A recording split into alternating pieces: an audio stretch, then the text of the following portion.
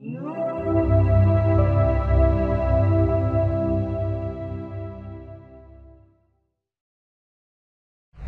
suis ravi d'accueillir dans l'émission Raymond Moody. Comment ça va, Raymond? Je vais très bien, Alex. C'est vraiment super de te voir. Merci beaucoup d'être venu à l'émission. Nous avons eu quelques discussions avant celle-ci et j'attendais cette conversation avec impatience depuis des semaines. Je suis content que vous vous sentiez mieux, ce qui est une bonne chose. Et nous allons entrer dans le vif du sujet concernant votre expérience. Alors, ma première question est, quelle a été votre EMI ou expérience de mort imminente? Qu'est-ce qui a déclenché ce grand voyage de votre vie? Cela avait à voir avec le fait que je n'étais pas religieux. J'ai été né et élevé dans le Sud. Mon père était un dur chirurgien, militaire, médecin pendant la Seconde Guerre mondiale dans le théâtre du Pacifique. Je pense qu'il avait été quelque peu rebuté par la religion.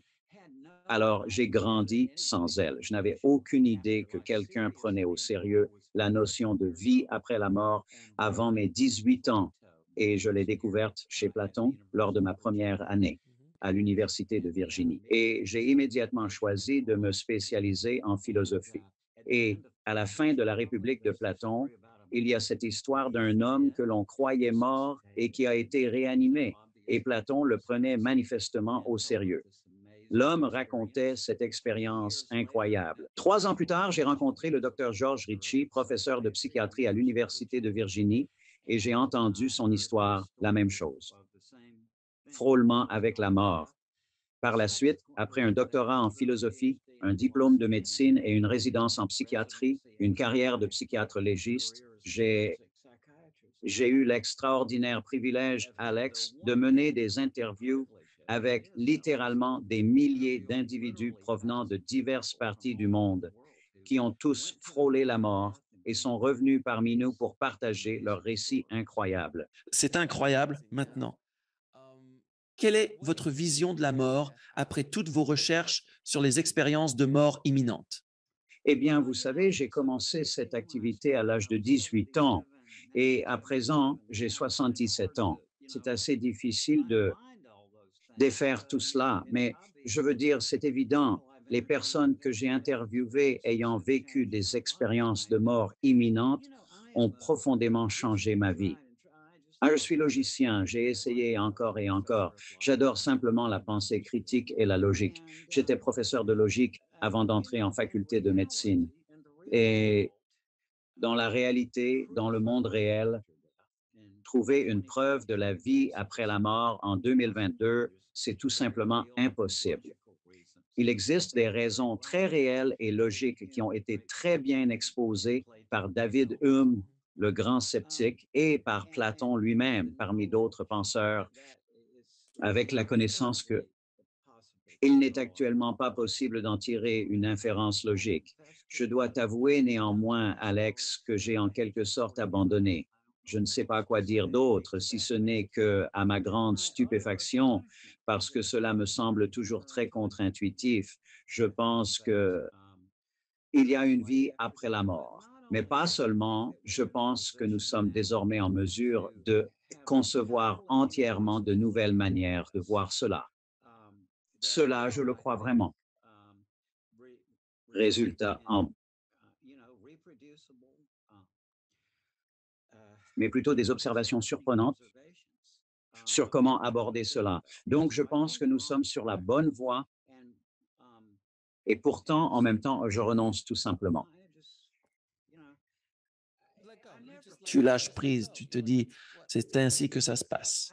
Je n'ai jamais adhéré à l'idée que la privation d'oxygène au cerveau soit la cause des expériences de sortie de corps, car une de mes professeurs de médecine, très respectée, m'a confié avoir vécu exactement la même chose.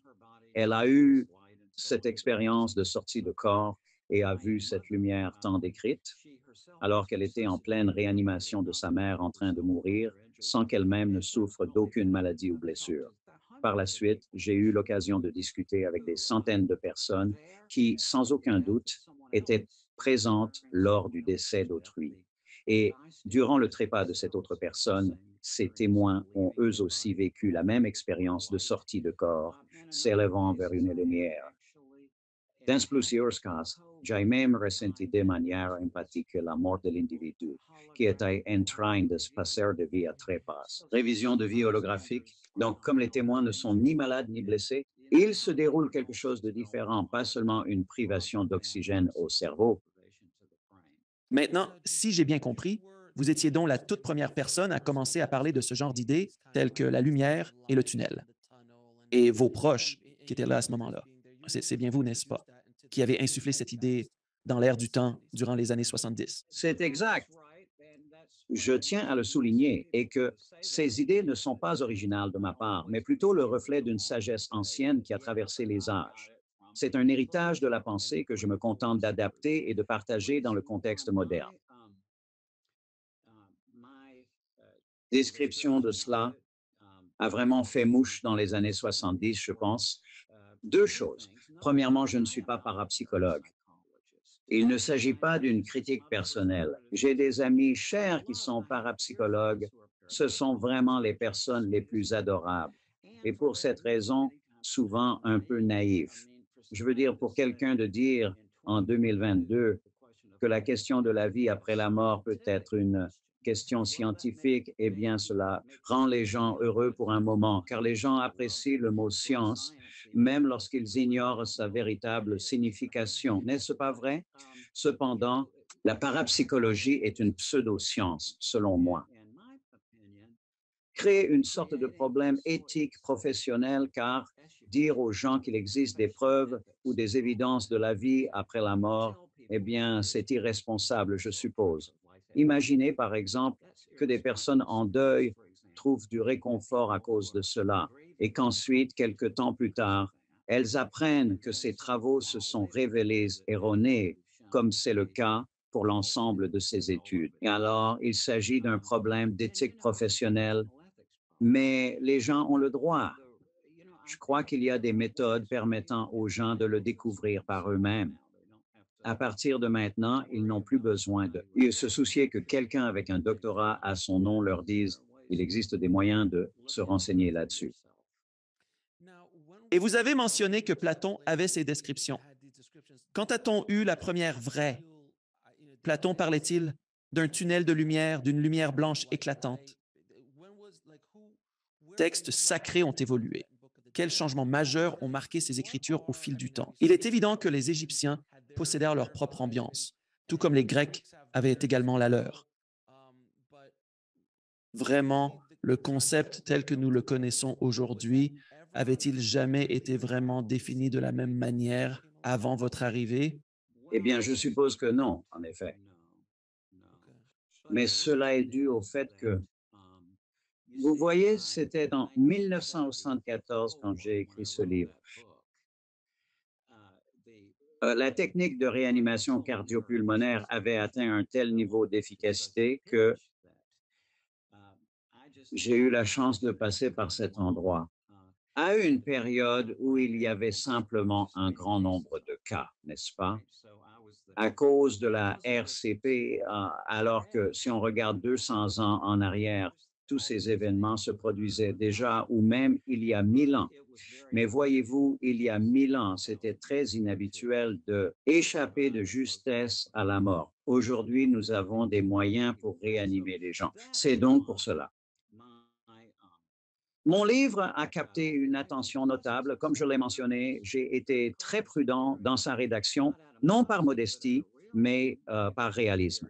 Il est crucial d'être minutieux dans l'évaluation de tels sujets. Il n'est pas simple de prouver l'existence de la vie après la mort. Nous ne saisissons pas encore entièrement le concept. Je ne minimise pas l'importance de cette question, affirmant que nous sommes à l'aube de découvertes révolutionnaires. Cependant, ces progrès ne viendront pas de la parapsychologie, considérée comme une pseudoscience. Avec l'ensemble des expériences que vous avez accumulées, je parle des entretiens, des expériences de mort imminente, c'est-à-dire au moment où vous avez pris conscience pour la première fois, au moment où vous avez entendu cette histoire, votre esprit logique, car il est possible que des auditeurs considèrent que tout cela n'est en réalité que de simples balivernes. Nous avons tous entendu parler de cette lumière aveuglante, la lumière, le tunnel, la présence de vos proches, un bilan de vie, ce genre de choses. Ce sont des concepts qui font maintenant partie de l'ère du temps. Mais quand vous les avez entendus pour la première fois, vous ne vous y êtes pas plongé, vous y êtes entré en croyant. Non, vous y êtes entré avec un esprit de scientifique, presque. Eh bien, vous savez ça. Alex, je n'apprécie pas vraiment le terme croyant et je suis juste quelqu'un qui ne le fait pas. Vous êtes venu avec un esprit ouvert, autrement dit. Ouais, et ensuite, quand j'entendis le docteur George Rishi raconter son expérience, survenue alors qu'il était une jeune recrue dans l'armée en fin décembre 1943 à Camp Barclay, situé au Texas. C'est à ce moment que George, un homme de 20 ans de Richmond, Virginie, qui s'est engagé dans l'armée, et il m'a expliqué comment il a subi un arrêt cardiaque qui a persisté pendant au moins 9 minutes complètes. Des années plus tard, j'ai parlé au médecin, au docteur Francis, qui était impliqué. Il a dit, c'est la chose la plus incroyable que j'ai entendue dans mes décennies de pratique en médecine. Mais c'est arrivé. Et George, il était vraiment un homme remarquable. Mes parents, quant à eux, venaient de Porterdale, en Géorgie. Lui, il était de Richmond, en Virginie. Et c'est après avoir écrit et publié mon livre que je l'ai réalisé. J'ai découvert que mon père était juste là, à Camp Barclay, au Texas, là où tout cela s'est passé. Et j'étais là, in utero, parce que ma mère et mon père avaient déménagé de Porterdale, en Géorgie, à Camp Barclay, au Texas, pour que mon père puisse aller à l'école des candidats officiers. Ils sont partis là-bas au début du mois de septembre 43. J'ai été conçu à la fin de septembre 43. L'expérience en Géorgie s'est déroulée autour du 24 et mes parents ont quitté Camp Barclay le 29 décembre. J'étais donc là in utero quand cet événement s'est produit. C'est très remarquable. C'est le cas. Pourquoi pensez-vous que nous, en tant que... Pourquoi sommes-nous tant fascinés par cela? Je veux dire, il est évident que nous sommes la seule créature, du moins d'après ce que je sais, sur cette planète qui comprend que nous allons mourir. Les animaux, eux, ont la bénédiction de l'ignorance, de ne pas savoir qu'ils vont mourir. Du moins, c'est ce que nous pensons. C'est vrai, je n'ai jamais eu de conversation avec des lions. Des tigres ou bien des ours? En général, on n'observe pas un tigre assis là à se dire « Oh mon Dieu, il ne me reste qu'une année à vivre. Que vais-je donc faire de mon existence? » C'est exact. Et jamais je n'ai observé des tigres former un large cercle autour d'une cérémonie funéraire. C'est vrai, je n'ai pas beaucoup vu ça non plus. Alors, pourquoi penses-tu qu'à travers l'histoire, nous avons été si intrigués en tant qu'espèce par ce sujet? Tu sais, Alex, je pense que la réponse vient davantage de ton domaine que du mien. Tu sais, ce que disent les gens, c'est oh, cela relève de la pensée magique, n'est-ce pas? Eh bien, je sais que ma vie a beaucoup des gens formidables, y compris mon ami de toujours, Milton Friedman, pas l'économiste, mais rédacteur de discours présidentiels, qui ne souhaitait pas qu'il y ait l'accomplissement d'un vœu et simplement que cela plaise ou non aux gens, cela n'a pas d'importance. C'est le cas ou ce ne l'est pas, peu importe. Mais où j'en suis arrivé dans ma réflexion, Alex, c'est que quelle est ton identité personnelle? Et c'est une grande question philosophique. Platon disait que c'était l'âme immatérielle. Locke affirmait que c'était nos souvenirs. David lui a dit, je ne trouve rien d'autre à l'intérieur que des impressions temporaires. Alors c'est immense. Mais là où je pense, et je parie que vous pensez probablement de la même manière, je pense qu'une vie humaine est une histoire. Et aussi votre propre conscience, la trame de votre récit personnel. Quand quelque chose de nouveau vous arrive dans la vie, que faites-vous? Votre esprit l'intègre automatiquement dans leur histoire de vie. Et vous, en tant que réalisateur, savez, c'est quoi l'effet Kuleshov, n'est-ce pas? Si vous mettez deux images aléatoires en séquence, les gens vont automatiquement construire un récit. Donc, ce que je pense, c'est que ce truc dans lequel nous sommes, c'est la version hyper futuriste de ce que vous faites là-bas à Hollywood, à mon avis. Je pense que c'est le cinéma et toute la mise en scène de la vie. vous pourriez dire, eh bien, c'est une simple erreur de logique, parce que ce que vous faites, c'est que vous prenez un aspect de la vie humaine, à savoir le théâtre, et vous le projetez comme modèle pour l'ensemble. Et je comprends cette erreur logique que Aristote a identifiée. Cependant, ce que je pense, c'est que c'est arrivé dans l'autre sens. Je pense que la raison pour laquelle nous avons le théâtre, c'est que tout comme j'ai appris au cours de ma carrière en psychiatrie gériatrique, j'ai eu l'occasion de parler à des célébrités éminentes, des personnes raffinées, réfléchies, qui finissaient par revenir et dire, tu sais, Raymond, plus je vieillis, plus se développe cette impression étrange quand je regarde en arrière que ma vie a été une histoire, un film, un roman, une pièce de théâtre, ou peu importe le terme qu'ils employaient. Et je pense que c'est ce qu'ils veulent dire, tu sais. On connaît tous l'histoire. Poisson, Stratus, là, à Athènes. Et le cœur qui existait et perdurait depuis très, très longtemps. Et puis, pour des raisons inconnues, Thespis s'avance sur scène. Cela crée une véritable sensation. Chez les Grecs, tout est souvent une question de compétition, je pense, comme avec les Jeux olympiques. Organisons un concours. Premier hiver, Échille. Deuxième hiver, Sophocle. Troisième hiver, Euripide. En 50 ans, le théâtre s'est transformé en une profession. Alors, ce que je veux dire, c'est que je pense que ce dans quoi nous sommes impliqués est en quelque sorte comme un théâtre. Et la façon dont je le comprends, c'est que tout simplement, en vieillissant, les gens tendent naturellement vers ce qui a été une sorte de scénario ou d'histoire. Et puis, comme je le comprends, de ma propre manière, j'ai assemblé cela. Je comprends que nous mourrons. Ensuite, nous traversons un processus incompréhensible et nous voilà partis dans une autre histoire, comme mes deux enfants me l'ont assuré avec conviction. J'ai appris cela grâce à mes deux enfants, car ils ne se rendaient jamais à l'église. Ma femme et moi, on ne discute pas de l'au-delà. On échange plutôt sur la facture de téléphone, le dîner, les films. Mais tous les deux, indépendamment l'un de l'autre, se sont souvenus d'où ils étaient avant de venir chez nous. Et nous les avons adoptés dès la naissance. Alors j'ai observé cela se dérouler. C'est vraiment fascinant car, comme vous le savez probablement, en se plongeant dans l'étude de l'œuvre de Joseph Campbell sur le héros aux mille visages et le parcours typique du héros, on se rend compte que cette histoire, le voyage du héros, est tellement universelle et puissante que toute culture, quelle que soit la langue, peut la comprendre et s'y identifier. Le périple du héros est une carte symbolique ou une représentation de notre propre trajet à travers la vie. Tout ce que Luke Skywalker traverse, tout ce que Harry Potter endure, tout ce que ces héros de récits épiques vivent, nous le vivons à notre échelle, dans notre propre existence. Et l'appel à l'action, c'est comme se demander, veux-tu saisir cette opportunité de carrière ou non? Veux-tu t'investir dans cette nouvelle relation ou non? Veux-tu changer de cap ou rester sur place?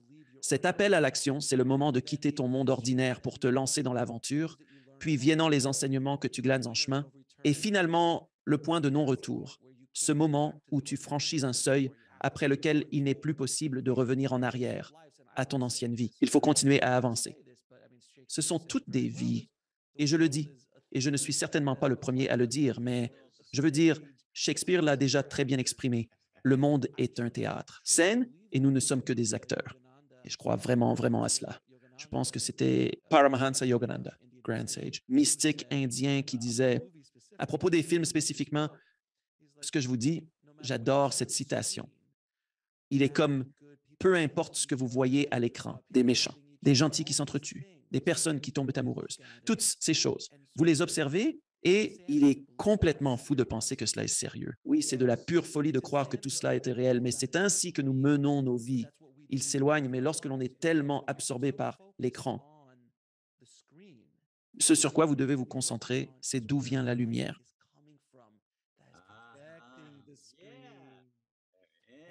Et moi là, genre, wow, c'est véritablement profond à plusieurs égards. En effet, il est survenu à l'époque où les films ont réellement commencé à refléter l'ère du temps, de l'Amérique et du monde entier, incluant des films. Maintenant, cela s'est transformé. Ce n'est plus seulement des films, mais aussi de la télévision, du récit, du conte, sous toutes ses formes, nous sommes accros. C'est une addiction pour nous tous. Je veux dire, cela a commencé avec les livres parce que vous créez des histoires à partir de ce que vous lisiez. Mais maintenant, visuellement, vous avez tout. C'est simplement génial, je trouve. Et vous savez, c'est comme je demande souvent aux gens, je pose cette question depuis 10 ans. J'observe, je continue de demander. Je possède un public.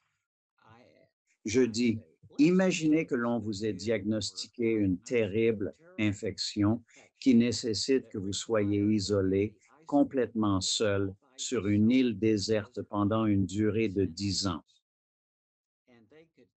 Ils vous y enverraient dans un avion cargo avec suffisamment d'espace pour toute la nourriture, l'eau et les médicaments dont vous aurez besoin pendant 10 ans. Mais en plus, il y a de la place supplémentaire pour qu'ils puissent envoyer un lecteur DVD et disons 10 000 DVD. Et donc, quel genre de film je choisirais? Demandez aux gens dans cette situation, choisiraient-ils uniquement des comédies? Et seulement 3 personnes ont dit qu'elles le feraient. Et elles avaient un petit air niais dans le regard, si tu veux mon avis, Alex. Mais ce que je veux dire, c'est que quand je demande, eh bien, emporteriez-vous aussi des tragédies? Et ils répondent, bien sûr, bien sûr. Et je dis, eh bien, quand vous seriez tout seul sur cette île déserte à regarder cette tragédie, est-ce que vous pleureriez? Et ils disent, bien sûr, parce que c'est ça l'expérience de la tragédie. Et je pense que c'est la situation dans laquelle nous sommes maintenant, n'est-ce pas? La façon dont formuler. Connaissez-vous Platon? Ainsi, pour continuer sur ce que vous disiez, dans sa vieillesse, son dernier ouvrage fut Les lois, et il y déclare, nous sommes les jouets de Dieu.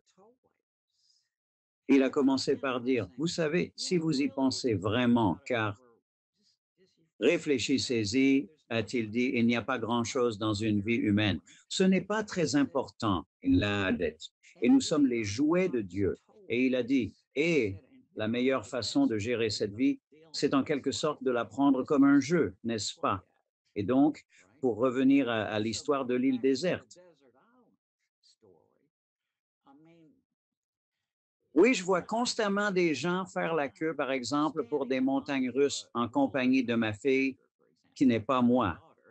Je fais patiemment la queue avec elle, des personnes qui attendent jusqu'à 2 heures pour pouvoir monter sur des montagnes russes, sachant pertinemment que lorsqu'ils seront à l'envers à 145 km à l'heure, ils ne voudront plus y être. Et je crois vraiment que la vie est un peu comme ça. J'ai traversé des choses affreusement terribles dont vous avez parlé. J'ai récemment souffert d'une maladie épouvantable. Il y a un mois, je me sentais affreux.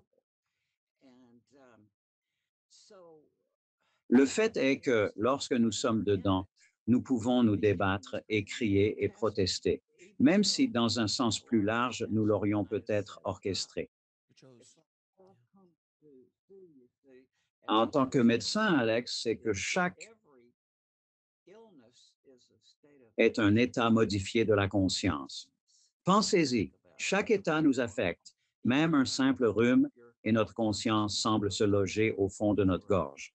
Imaginez-le depuis cet endroit. Chaque maladie a ses propres altérations particulières et sa conscience. Ainsi, les maladies peuvent aussi être une expérience d'apprentissage pendant qu'on est là. C'est tout comme dans le film aussi. Je ne suis pas très fan de films d'horreur. J'irai là-bas avec ma fille et je me couvrirai les yeux de mes mains. Mais vous choisissez un film d'horreur, n'est-ce pas? Cela est vraiment intéressant parce que j'ai lu dans les textes que j'ai parcourus au fil des ans et les études que j'ai menées qu'ils disent que l'âme décide de venir ici pour vivre des expériences, pour connaître différentes expériences. Vous pourriez vivre en tant qu'homme à une certaine époque, femme à une autre, appartenir à une race à un moment donné, exercer une profession particulière, des choses comme ça. Parce que tout cela vous offre une expérience différente. Tout comme mon expérience dans l'industrie du cinéma est très différente de celle de quelqu'un dans la boulangerie ou dans le secteur financier, ce sont des ensembles d'expériences complètement différents. Et je pense que votre analogie ou votre histoire de l'histoire de l'île déserte est vraiment profonde. Car si vous aviez 10 000 histoires à regarder, Choisiriez-vous uniquement des comédies? Parce que les comédies vous font du bien, c'est certain. Mais à un certain moment, vous finirez par vous ennuyer, comme si j'eusse gagné. Avec 2000 milliards de dollars, je suis l'être humain le plus riche de la planète.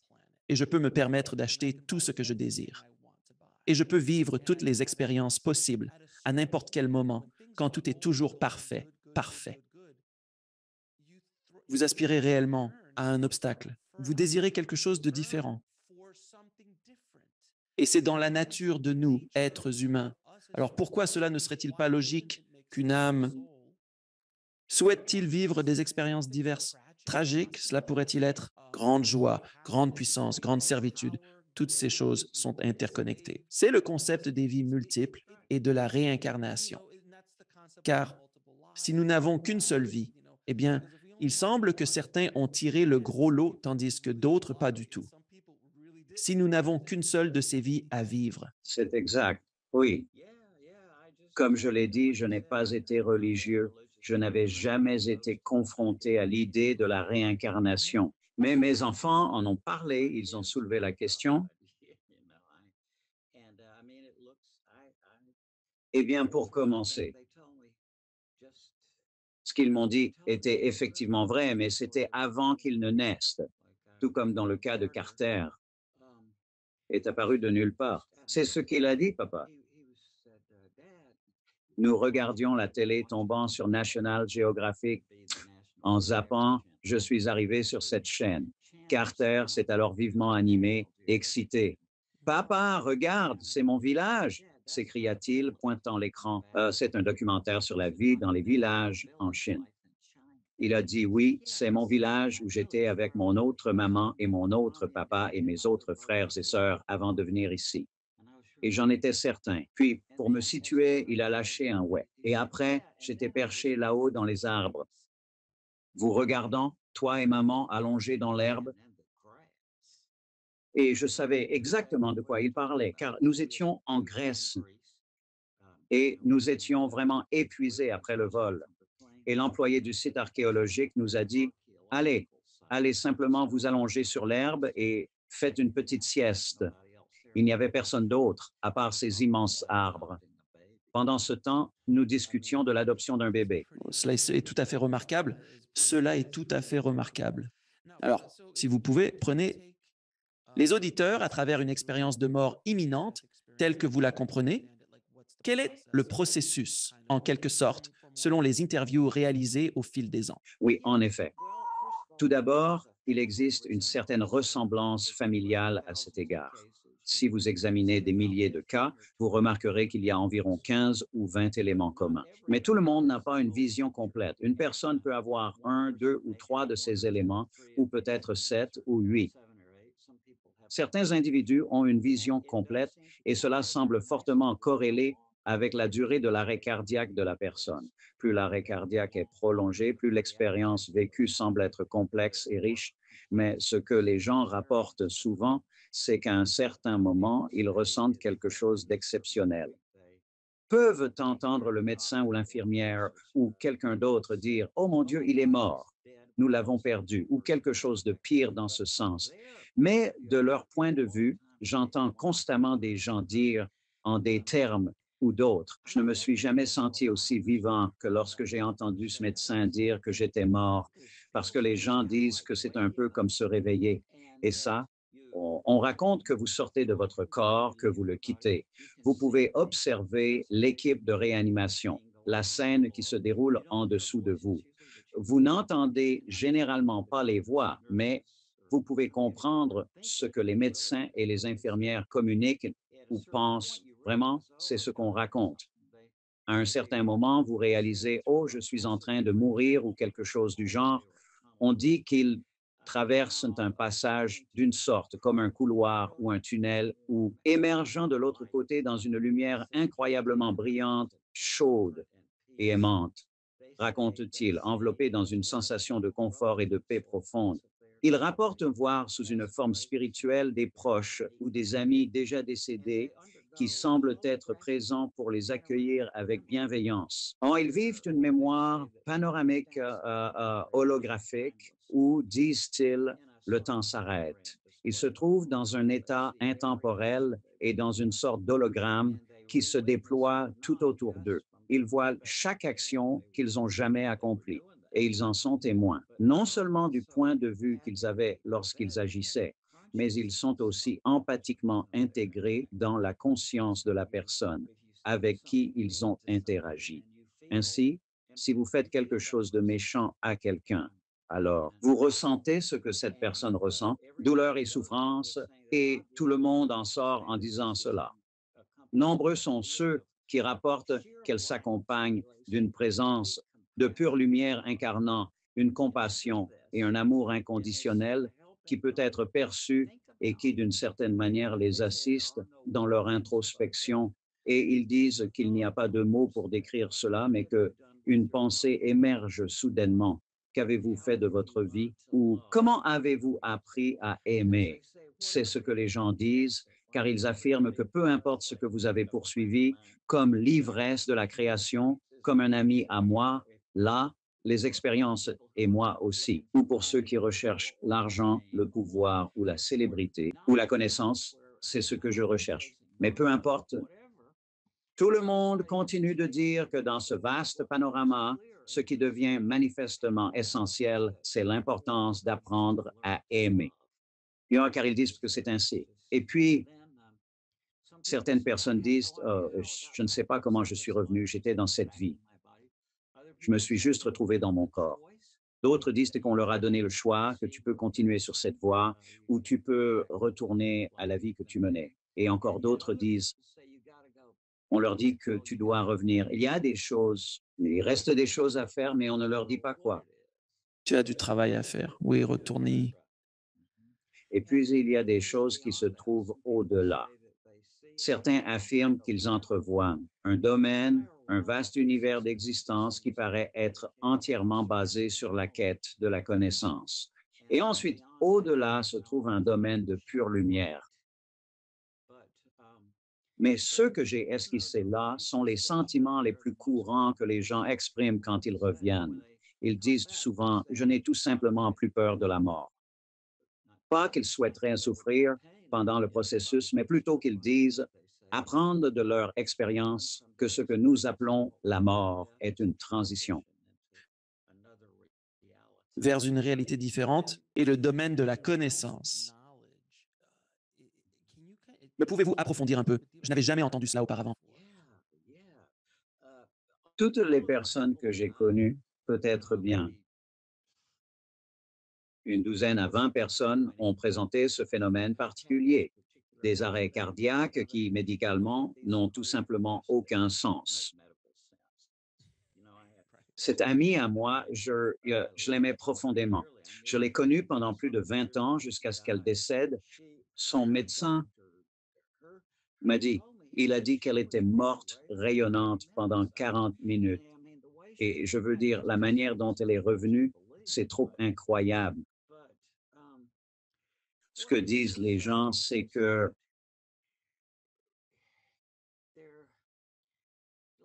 la description de George Rishi était très imagée. Il a dit que si vous essayez d'imaginer Caltech et le MIT et Harvard, Yale et Princeton et la Sorbonne et toutes ces universités compressées en un seul lieu, disait-il, vous ne pouvez même pas commencer à imaginer cela. Mais il disait, il y a des gens là-bas qui sont à la poursuite du savoir. Georges affirmait qu'il y avait un aspect particulier de ce domaine, qu'il assimilait à une bibliothèque, et il a observé que dans une certaine section de cette bibliothèque était consacrée, selon ses dires, aux écrits sacrés de tout l'univers. Pouvez-vous développer sur les livres sacrés de l'univers? J'aurais aimé qu'il puisse. Et j'ai entendu ces mêmes choses. Un autre point que nous rapportent les personnes ayant vécu ces expériences de mort imminente très approfondies, c'est que vous réalisez que notre réalité est, d'une certaine façon, une illusion. C'est semblable à une projection que j'ai partiellement comprise seule. Quoi qu'il en soit, on dit que tout s'éclaire quand vous avez évoqué l'ensemble. Bon, vous n'avez pas parlé de la caverne de Platon, mais vous avez mentionné l'idée. Eh bien oui, c'est ça. L'allégorie de la caverne est très similaire à ce que disait Yogananda, mais lui, il l'a relié au monde d'aujourd'hui, ce qui rend tellement regarder la lumière ne... Regardez la projection. Oui, et Platon disait vraiment la même chose. Il disait, c'est comme si nous étions emprisonnés dans cela. Il pensait que nous avions absolument, en quelque sorte, un devoir, dans la mesure du possible, de y réfléchir et de voir le caractère illusoire de tout cela. Mais selon les nombreuses recherches, lectures et expériences personnelles que j'ai accumulées, nous faisons un choix. Nous optons pour cette expérience. Nous décidons de ce qui se produit. L'univers, d'après ma compréhension encore très limitée, semble fonctionner de cette manière. Rien ne se produit sans choix, même lorsque vous l'êtes.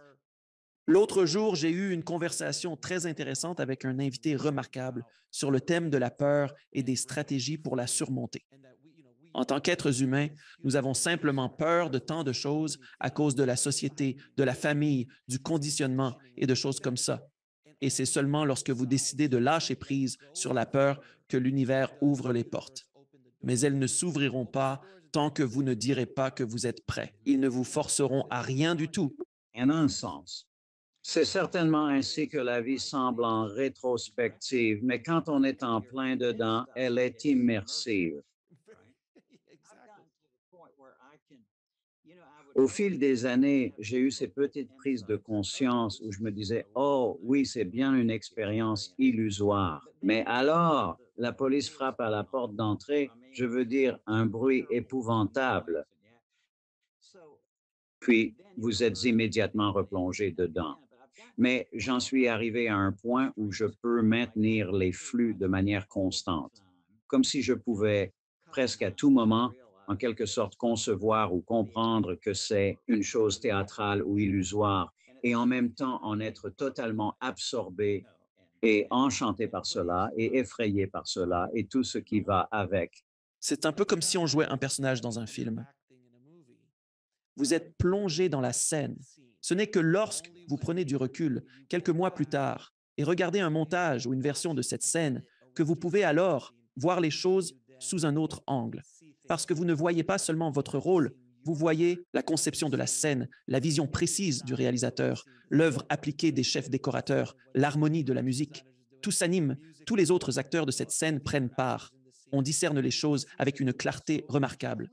Mais quand on se trouve soi-même dans la scène, et j'ai eu cette infortune, celle d'être acteur, à une certaine époque de mon existence, juste pour un laps de temps très court. Et juste d'être dans cette scène, vous ne voyez rien d'autre. Vous êtes juste préoccupé par vos répliques. Vous êtes inquiet de la réaction. Vous êtes inquiet de ce moment. C'est comme méditer. Jouer la comédie, c'est presque une méditation parce que vous êtes dans l'instant, dans ce moment précis. Je sais, je veux dire, je ne suis pas acteur, mais j'ai été humoriste pendant un moment et j'étais mes personnages sans aucun doute et je le suis toujours. Ils me reviennent encore. Un certain nombre d'acteurs et d'actrices ainsi qu'un artiste très renommé m'ont parlé très précisément de tes expériences de mort imminente, Alex, et ont fait exactement cette même comparaison. C'est comme cette femme que j'étais en 1976, je suppose. Je lui ai parlé à New York et elle était une artiste extrêmement célèbre et vraiment ravie que je ne sache pas qui elle était. Ce qui, d'après ce que je comprends, me rend tellement heureuse quand je rencontre quelqu'un qui ne me connaît pas. Bref, on a passé un super moment. C'était une artiste incroyable et elle a dit, elle était très célèbre pour un rôle en particulier et cela a duré un certain temps. Puis, elle a dit que cette nuit-là, elle est descendue de scène et a laissé ce rôle derrière elle. C'était une sensation très forte pour elle. Maintenant, avançons de plusieurs années jusqu'à son expérience de mort imminente.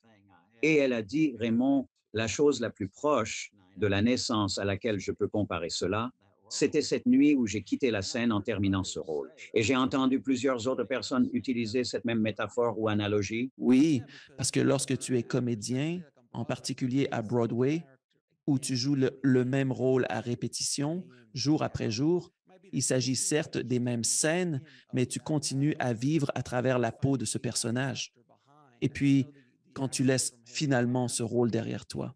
Je connais bien les acteurs de la saga Harry Potter. Ils ont passé une décennie en tournant tous ces films, et c'est ce qu'ils étaient. Ils ont grandi dans la peau de ces personnages, et quand ils s'en éloignent, ils existent simplement. Qui suis-je? Oui, il m'est très facile d'imaginer cela. Surtout lorsqu'on est encore si jeune. À présent, parmi tous ces gens, vous avez mentionné qu'il y avait à peu près moins de 115 types différents, éléments partagés. Quel est l'un des phénomènes les plus rares que l'on aperçoit très rarement dans une expérience de mort imminente, normale ou pas? Avec votre expérience, vous voulez dire la moyenne? Qui est véritablement rare, bien que j'en ai peut-être entendu parler, une vingtaine environ. Il y a certes des cas, mais malgré tout, Lida, c'est statistiquement rare, diront les gens. Ils vont en quelque sorte. Je ne sais pas si c'est métaphorique ou littéral, mais ils parlent d'une ligne. Ils évoquent qu'ils ont vu une ligne, qu'ils aient réellement pu la voir ou non, mais ils peuvent affirmer que c'était comme un mur ou quelque chose d'analogue. Et ils ont exprimé qu'ils avaient une pleine conscience que c'était la limite, que s'ils avaient franchi cette ligne, il leur aurait été impossible de revenir. Le point de non-retour afin de revenir à nos comptes. C'était le point de non-retour. Par conséquent, s'ils passaient ce seuil. C'est exact, mais ils ont du mal à expliquer. Je le savais simplement. Si je franchissais cela, alors ils ne m'autoriseraient pas à revenir. Dans vos recherches, êtes-vous jamais tombé sur? Car je suppose qu'ils n'ont pas de conversation. Ils n'ont pas de conversation comme vous et moi en avons. C'est presque une mentalité, c'est presque une conscience, comme de se dire, ah, je sais où je suis maintenant. Je présume qu'il arrive parfois qu'ils oublient leur propre identité. Ils nécessitent davantage d'assistance pour se souvenir de qui ils sont réellement plutôt que des endroits où ils ont été, n'est-ce pas? C'est pour ça que les proches et les autres sont là, pour leur rappeler en quelque sorte, n'est-ce pas? Non, ça va. Je suppose, il semble effectivement qu'un processus de déclin touche la Terre, mais cela arrive en un instant. Néanmoins, en dépit de tout, c'est un processus très explicite. De nombreuses personnes se trompent à ce sujet. Elles prétendent que c'est comme s'éveiller en sortant d'un rêve. Le matin, quand tu te réveilles et que le rêve s'échappe peu à peu. C'était quoi déjà? Même si ça paraissait tellement réel, mais là, tu ressens que je suis de retour à la réalité. Et ils disent que c'est ça, cette sensation de ah, le rêve est terminé. Maintenant, je suis de retour à la réalité. C'est ainsi qu'ils le comparent. C'est presque comme une décompression, comme si tu avais fait de la plongée en eau profonde. Il s'agit d'une période dont tu as besoin. Réadaptez-vous à votre environnement habituel. Oui, certainement, vous ne voudriez pas attraper un malaise spirituel. Accident de décompression spirituelle. Et j'ai entendu dire, dans vos recherches, avez-vous déjà eu affaire à des enfants dans votre mort? J'ai eu des conversations avec un bon nombre d'enfants, assez en tout cas pour être certain que c'est la même chose qu'avec les adultes. Ils ont peut-être un langage différent. Une chose que j'ai remarquée, j'ai eu une conversation pendant un certain temps avec trois individus qui étaient âgés de 11 ans. L'un d'eux était le patient que je venais tout juste de croiser. À l'époque, j'étais encore étudiant en médecine et je faisais mon stage en pédiatrie et c'est alors qu'il en a parlé. Cela s'est passé bien avant que je sois reconnu dans ce domaine. Il s'exprimait de manière simple et il a dit, Papa, il y a environ un an, j'ai failli mourir. Et c'était juste là, dans son... Là, c'était là et ils ont noté qu'il avait vu tout cela. Et puis deux filles. L'une était une fille qui était dans la classe de son fils Samuel à cet âge-là. Et puis une autre rencontrée à une église où j'ai donné une conférence. Je n'ai pas vraiment eu l'occasion de bien connaître le garçon car c'était une rencontre rapide, mais les jeunes filles que j'ai rencontrées, je pourrais dire que La maturité était évidente. Il était évident que ces enfants étaient âgés de 11 ans, semblaient décalés dans le temps, car ils dégageaient l'aura de quelqu'un qui aurait plutôt l'âge de 30 ans ou à peu près. C'était mon observation qu'ils semblaient être précocement matures. Je pense que ça influence.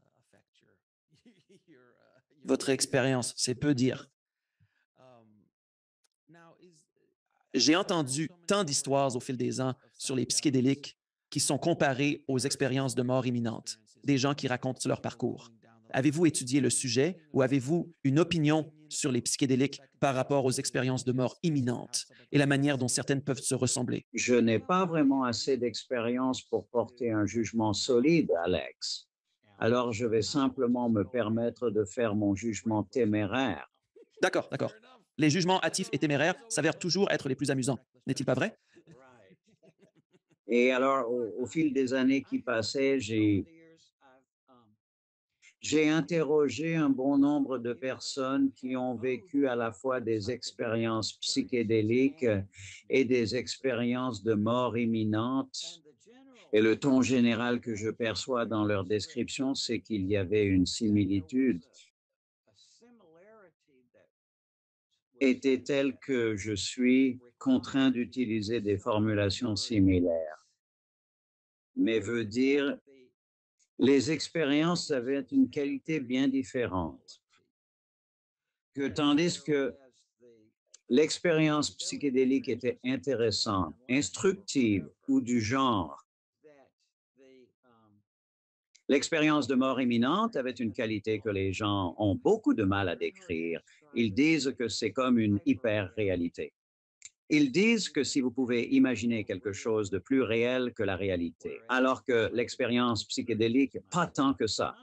Mais il ne s'agit pas de dénigrer leurs expériences psychédéliques. Ils disaient, ouais, c'était intéressante et ils les comparent instinctivement à ce que l'on ressent lors d'une expérience de mort imminente.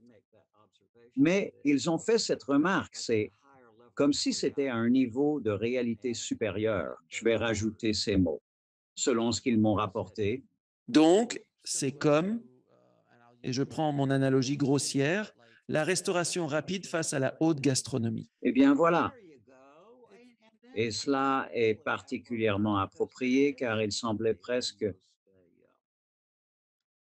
il n'y avait pas de dimension esthétique. Mais si vous pouvez imaginer que l'esthétique serait transposée à un niveau supérieur, Ouais, parce que je veux dire, la restauration rapide va vous procurer cette montée d'endorphine et c'est vraiment délicieux. Mais quand vous faites de la haute gastronomie et que vous mangez quelque chose, chaque bouchée est comme un tout. Ça dépasse les attentes. Il vous amène à ta destination, mais de façon très différente.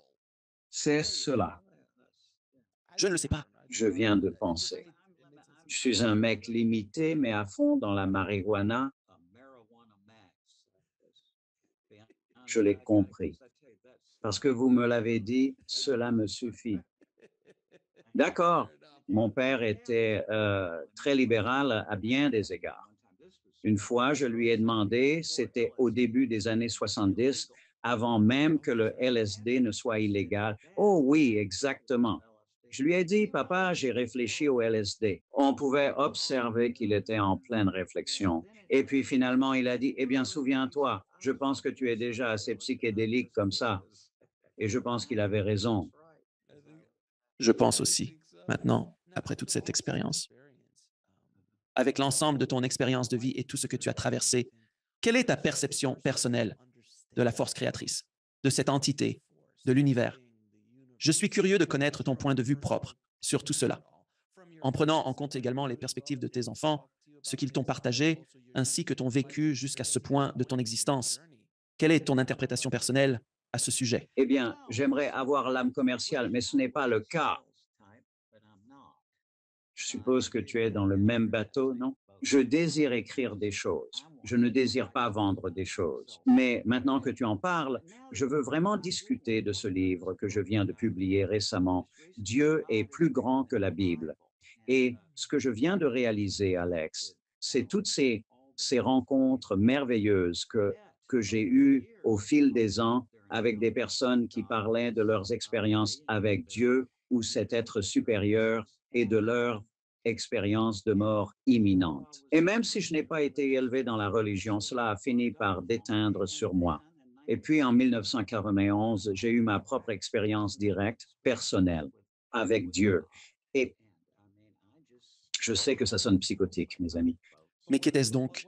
Quelle était cette expérience? Eh bien, je traversais une période difficile et Alex, c'est comme ça, est arrivé de nulle part avec la plus pure compassion et connaissance et compréhension et perspicacité. Et j'ai immédiatement appris quelque chose de nouveau. J'avais toujours un peu moqué la religion, notamment parce que les gens croient qu'ils doivent s'agenouiller devant Dieu. Pourquoi donc le maître de l'univers aurait-il besoin de flatter son propre ego en exigeant que l'on s'agenouille devant lui? Ce que j'ai découvert, c'est que on ne peut pas toujours rester debout. Moi, j'étais assis sur cette chaise et c'était comme si tout mon corps se transformait en cire. Il a simplement coulé jusqu'au sol et vous vous trouvez dans une condition telle que si quelqu'un vous tendait une feuille de papier en vous demandant, désirez-vous que cela dure indéfiniment? Sans aucun doute. Laissez-moi signer. Et un des problèmes majeurs au sein de notre société est la tendance à confondre la religion avec la notion de Dieu. Je le dis comme ça. Je parle à Dieu tous les jours, plusieurs fois par jour. Et jamais Dieu ne m'a parlé de religion. Je pense que si Dieu avait souhaité que je sois une personne religieuse, il m'aurait dit quelque chose.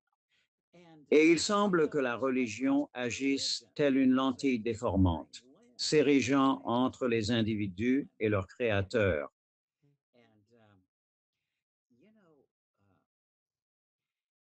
Dans mon ouvrage, j'aborde la relation entre Dieu et la créativité.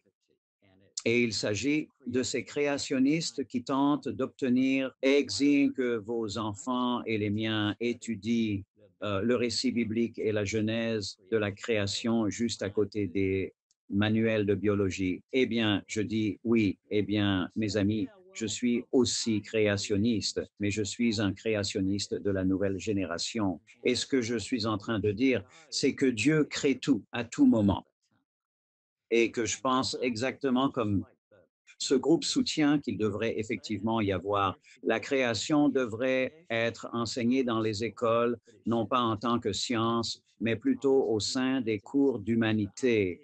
L'idée serait d'explorer les divers récits de création issus de cultures du monde entier, de souligner leur importance culturelle et de stimuler une réflexion profonde sur cette notion globale de la création. Car comme je l'ai dit, l'idée que Dieu ait façonné l'univers en 6 jours avant de se reposer est absurde. Moi, je pense que Dieu crée l'univers en ce moment même. Bien sûr. À présent, lors de vos voyages, avec des expériences de mort proches, avez-vous eu beaucoup d'expériences avec des vies antérieures? Parlait-il de vies antérieures? Genre, oh, je me souviens de ceci, je me souviens de cela maintenant. Une fois de l'autre côté, je me voyais comme ceci ou cela. Je veux dire, vous en avez un peu parlé avec votre fils, un peu, mais quelque chose de similaire à cela. Oui, il y avait un petit nombre de personnes avec qui j'ai discuté et que j'ai interviewé à propos de leur expérience de mort imminente. Ils ont dit pouvoir apercevoir des fragments de leur vie antérieure, surtout au début. Comme l'a exprimé un homme, c'est comme si des scènes défilaient très vite, tel un aperçu accéléré d'une bande-annonce. Comme une bande-annonce avant le film principal.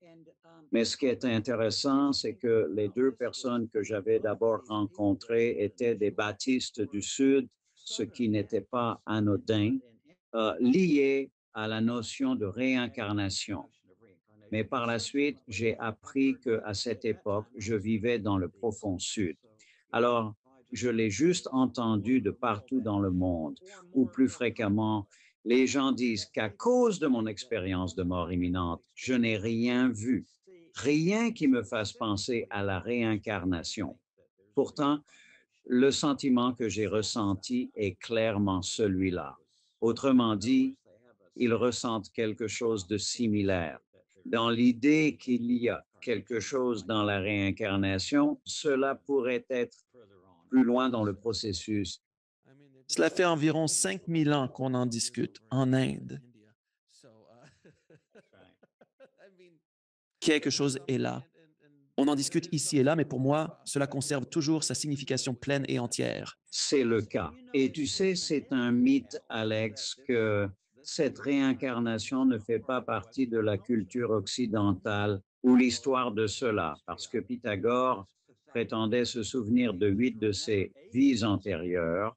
Platon a écrit sur la réincarnation et l'a acceptée, tout comme quelques autres philosophes grecs anciens. Donc, il n'est pas exact que la réincarnation est une importation récente en Occident. Très intéressant.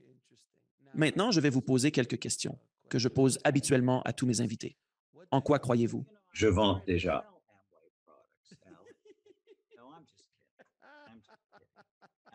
Maintenant, vous voulez Mary Kay dans votre vie? Non, je plaisante. Quelle est, selon vous, votre mission dans cette vie? Je crois sincèrement, sans vouloir être évasif ou quoi que ce soit, Alex, je crois sincèrement, je ne pense pas pouvoir le savoir avant que tout cela soit terminé. Je pense que c'est en réexaminant notre vie qu'on commence à s'en rendre compte. Je ne pense pas vraiment cela. L'impression que j'ai après avoir parlé à tant de personnes, c'est que peu importe votre éloquence ou votre intelligence, on ne peut tout simplement pas se préparer à cela, même après avoir entendu des milliers et des milliers de témoignages. Je suis convaincu que je serai tout aussi surpris que toutes les personnes à qui j'ai parlé lorsque cela se produira. Pourquoi pensez-vous que nous sommes tous ici maintenant? Je pense une grande partie en est de vivre l'expérience, votre récit de vie, incluant l'amour, les relations et toutes les interconnexions qui en résultent. Et puis, je pense également, bien que je ne sois pas tout à fait certain de cela, mais je pense vraiment que vous pouvez emporter avec vous les apprentissages que vous faites ici. C'est ce que je comprends de nombreuses personnes. On dirait que beaucoup disent que lors de ces révisions de vie, cet être qui les accompagne se concentre sur certains aspects spécifiques, des choses où ils ont appris. Et même s'il n'y a pas de mots, ils disent la pensée surgit. C'est très bien, très intéressant. Que même après votre arrivée ici, cela continuera pour l'éternité, comme le disent beaucoup. On a l'impression que le processus de connaissance est éternel, sans fin. Et voilà le tout dernier. Des mots concernant le message que vous souhaitez transmettre au monde à travers votre travail? Je tiens juste à m'adresser directement à chacun d'entre vous qui regardez et écoutez ceci, et je désire simplement vous exprimer un merci infiniment de nous prêter attention, et j'espère que vous avez pu en retirer quelque chose. Et je pense vraiment que nous sommes actuellement dans une situation de l'histoire mondiale où la dimension spirituelle de la vie va en quelque sorte soit rationnellement compréhensible. C'est bien ce que je pense. Je suis d'accord. Des choses qui, dans les années 70, nous faisaient dire que vous étiez fou sont maintenant monnaie courante. La méditation, le yoga, rien que ces deux exemples. Je veux dire, si vous méditiez à l'époque, on se disait, oh là, il est parti. C'est exact. Maintenant, il y a des apps, C'est exact. mais je vous suis vraiment reconnaissant d'avoir pris le temps de venir à l'émission pour partager vos expériences et votre parcours avec nous. Donc, je vous en suis vraiment reconnaissant, Raymond. Et il en va de même. Je viens de passer un moment fantastique. Je pourrais effectivement résumer cela en disant, le sous-titre du livre dont je parle, c'est Je pense que nous sommes les histoires de Dieu. C'est notre essence. Merci de regarder. Cliquez sur une des vidéos ci-dessous pour poursuivre votre voyage et n'oubliez pas de vous abonner.